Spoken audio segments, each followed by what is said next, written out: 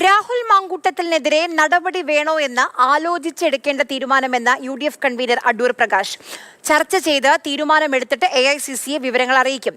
വനിതാ കമ്മീഷൻ വേണ്ടിടത്തും വേണ്ടാത്തിടത്തും കേസെടുക്കുന്നുവെന്നും അടൂർ പ്രകാശ് മാതൃഭൂമി ന്യൂസിനോട് പറഞ്ഞു.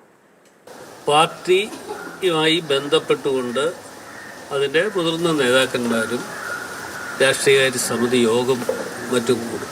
ഞങ്ങൾ ആ യോഗം കൂടിയതിന് ശേഷം അന്തിമമായി എന്ത് തീരുമാനം എടുക്കണം എന്നതിനെക്കുറിച്ച് ആ യോഗം കൂടിയതിനു ശേഷം മാത്രമേ എടുക്കാൻ പറ്റുള്ളൂ. അല്ല ഏകപക്ഷീയമായി ആരെങ്കിലും ഒന്ന് പറഞ്ഞു എന്നുള്ളതിൻ്റെ അടിസ്ഥാനത്തിൽ ഒരാളിനെതിരെ നടപടിയെടുക്കാൻ പറ്റില്ല.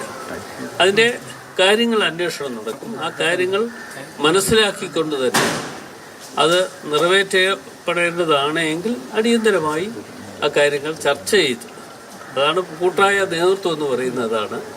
ഏകപക്ഷീയമായി CPM അല്ലെങ്കിൽ BJP എടുക്കുന്ന തരത്തിലുള്ള തീരുമാനങ്ങൾ ഞങ്ങൾക്കെടുക്കാൻ പറ്റും.